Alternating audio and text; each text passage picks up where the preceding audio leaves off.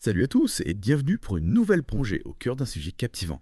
Aujourd'hui, on s'attaque au monde fascinant de l'ultra trail avec une histoire qui sort des sentiers battus pour rester dans le thème. Ah oui, on peut le dire. Sabrina Stanley, une athlète américaine qui domine les courses d'ultra-trail depuis quelques années, vient de signer un contrat de sponsoring qui a fait couler beaucoup d'encre. Exactement. Vous connaissez peut-être Sabrina Stanley, double championne de la Hard Rock 100, cette course mythique de 160 km à travers les montagnes du Colorado. Imaginez 160 km avec plus de 10 000 mètres de dénivelé positif. C'est une épreuve absolument brutale. Sabrina, elle l'a non seulement terminée, mais elle l'a gagnée. 2 fois. Et ce n'est pas tout. Sabrina a aussi brillé sur d'autres courses ultra prestigieuses. L'UTMB qui fait le tour du Mont Blanc et la Diagonale des Fous sur l'île de la Réunion. Elle est vraiment au sommet de son art. Ce qui est impressionnant chez Sabrina, c'est sa constance. Entre 2018 et 2021, elle a remporté 13 ultramarathons d'affilée. 13 victoires consécutives, vous imaginez. C'est du jamais vu dans le monde de l'ultra-trail. Et c'est là que notre histoire prend un tournant inattendu. Sabrina vient de signer un contrat de sponsoring avec une OnlyFans. Vous avez bien entendu. OnlyFans, la plateforme célèbre, peut-être devrions-nous dire infâme pour son contenu. Osez, dirons-nous. S'aventure maintenant dans le sponsoring sportif. C'est pour le moins surprenant. Alors, comment une athlète d'ultra-trail qui pratique une discipline aussi exigeante et plutôt discrète se retrouve-t-elle associée à OnlyFans? C'est ce qu'on va essayer de comprendre ensemble aujourd'hui. C'est une décision audacieuse qui soulève beaucoup de questions. On va analyser les motivations de Sabrina, les enjeux pour sa carrière et l'impact de ce partenariat sur le monde du trail running en général. Et pour commencer, on va se pencher sur le parcours de Sabrina Stanley. D'où vient-elle et comment est-elle arrivée au sommet de l'ultra-trail? Sabrina est née en 1990 à Onalaska, une petite ville de l'État de Washington aux États-Unis. Dès son plus jeune âge, elle se passionne pour la course à pied et elle commence très tôt à participer à des compétitions. Ce qui est intéressant, c'est qu'elle n'a pas suivi le parcours traditionnel des athlètes de haut niveau. Elle n'a pas fait partie d'une équipe universitaire, par exemple. Elle a développé sa passion pour l'ultra-trail en dehors des structures habituelles. Exactement. Et c'est peut-être ce qui explique en partie son approche unique de la discipline et son désir de sortir des sentiers battus au propre comme au figuré. Avant de parler plus en détail de son contrat avec OnlyFans, j'aimerais qu'on s'attarde un peu sur l'ultra-trail en tant que tel. Pour nos auditeurs qui ne seraient pas familiers avec la discipline, pourriez-vous nous expliquer ce qui la distingue des autres types de course à pied? Avec plaisir. L'ultra trail, comme son nom l'indique, c'est de la course à pied sur des distances ultra, c'est-à-dire au-delà du marathon traditionnel des 42 195 km. On parle ici de courses de 50 km, 5 km parfois même plus. Et ce n'est pas sur autant. Les ultra trails se déroulent en pleine nature sur des sentiers de montagne, souvent avec des dénivelés importants. Ah oui, on l'a dit, la Hard Rock 100, que Sabrina a gagné 2 fois, comporte plus de 10 000 mètres de dénivelé positif. C'est comme si on escaladait l'Everest en courant. Exactement. L'ultra trail, c'est une discipline extrême qui demande une endurance hors du commun, une force mentale à toute épreuve et une capacité à gérer la douleur et la fatigue pendant des heures, voire des jours. Ce qui est fascinant, c'est que Sabrina excelle dans tous ces domaines. Elle a un mental d'acier, une capacité à souffrir qui force l'admiration et une détermination sans faille. On se souvient notamment de sa victoire sur la Hard Rock 100 en 2021. Elle a rencontré des difficultés dès le début de la course, mais elle n'a jamais abandonné. Elle a puisé au plus profond d'elle-même pour finalement s'imposer avec brio. C'est une vraie championne. Et c'est cette championne qui a donc décidé de s'associer à OnlyFans, une plateforme qui, disons-le franchement, a une image plutôt sulfureuse. Qu'est-ce qui a bien pu la motiver à faire un choix aussi disruptif, pour reprendre un terme à la mode? C'est la question que tout le monde se posait. Il y a plusieurs hypothèses. D'abord, il faut savoir que le trail running, même au plus haut niveau, n'est pas un sport très lucratif. Les athlètes ont souvent du mal à joindre les deux bouts. OnlyFans peut leur offrir une nouvelle source de revenus, et une source de revenus non négligeable. C'est vrai que Sabrina n'était pas sponsorisée par les géants du sportswear comme Nike ou Adidas. Elle avait un contrat avec Adidas, mais ils l'ont lâché dès l'annonce de son partenariat avec OnlyFans. Exactement. Ça montre bien la frilosité de certaines marques face à ce nouveau type de sponsoring. Mais pour Sabrina, c'est peut-être aussi une façon de prendre le contrôle de sa carrière, de son image, de son message. Sur OnlyFans, elle n'a pas de compte à rendre à personne. Elle peut s'exprimer librement, sans censure, sans intermédiaire. Et elle peut toucher un public plus large. Un public qui ne s'intéresse pas forcément à l'ultra trail. C'est une façon de démocratiser son sport, de le rendre plus accessible, plus populaire. C'est une vision intéressante. Et il faut reconnaître qu'OnlyFans est en train de se diversifier. Il n'y a pas que du contenu pour adultes sur la plateforme. On y trouve aussi des artistes, des musiciens, des créateurs de contenu de tous horizons. Sabrina pourrait donc contribuer à changer l'image d'OnlyFans, à la rendre plus acceptable aux yeux du grand public. C'est un pari risqué, mais potentiellement très payant. C'est un pari audacieux, c'est certain, mais Sabrina Stanley n'a jamais eu peur de prendre des risques. N'oublions pas qu'elle pratique un sport où elle repousse sans cesse ses limites physiques et mentales. Justement, parlons un peu plus en détail de sa préparation. Comment Sabrina s'y prend d'elle pour se préparer à ces courses extrêmes? Qu'est-ce qui fait d'elle une athlète aussi exceptionnelle? Sabrina s'entraîne énormément, bien sûr. Elle court des dizaines de kilomètres par semaine en montagne, sur tout type de terrain. Elle fait aussi beaucoup de musculation, de yoga, de pilates pour renforcer son corps et éviter les blessures. Elle suit un régime alimentaire très strict et elle dort au moins 8 heures par nuit. C'est une vraie professionnelle qui ne laisse rien au hasard.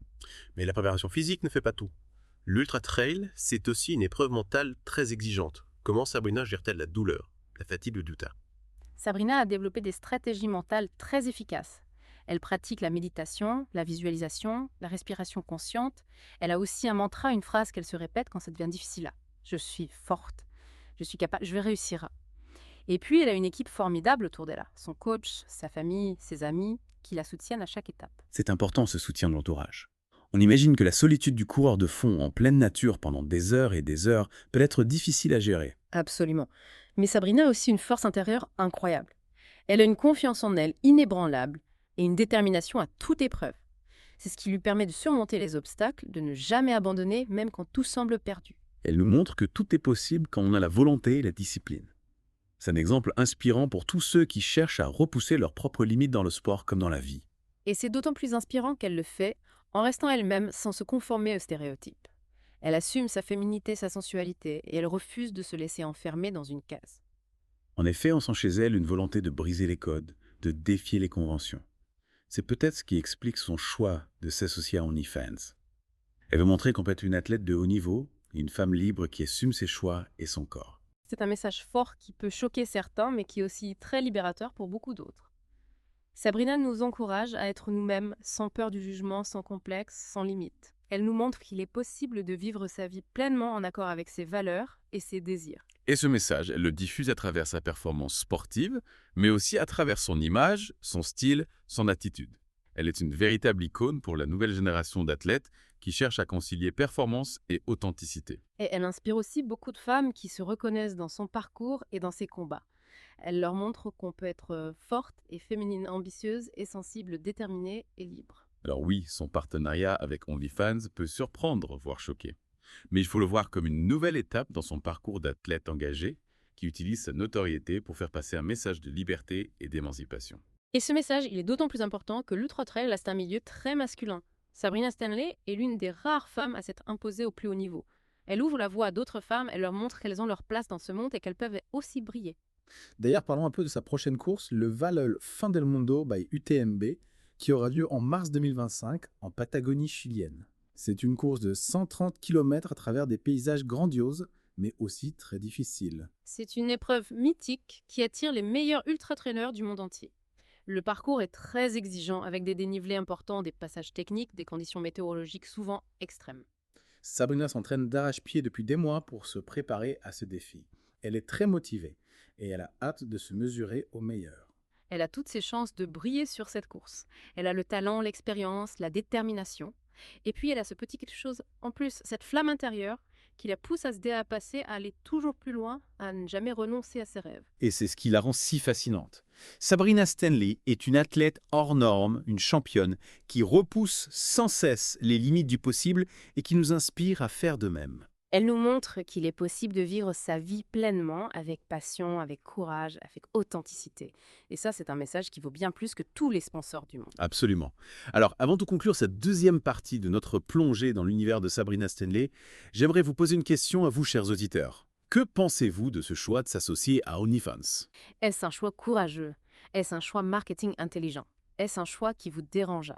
N'hésitez pas à partager vos réflexions avec nous sur les réseaux sociaux. On est vraiment curieux de connaître votre avis. Et on se retrouve très bientôt pour la troisième partie de notre exploration, où on analysera plus en profondeur les enjeux et les implications du partenariat entre Sabrina Stanley et OnlyFans. Restez connectés. On poursuit notre exploration de l'univers de Sabrina Stanley et de sa décision de s'associer à OnlyFans. Un choix qui ne laisse personne indifférent et qui pose des questions cruciales sur l'évolution du sponsoring sportif. Oui, c'est un véritable tournant dans le monde du sport. Dans cette troisième partie, on va se pencher sur les implications de ce partenariat pour Sabrina, pour OnlyFans et pour le sport en général.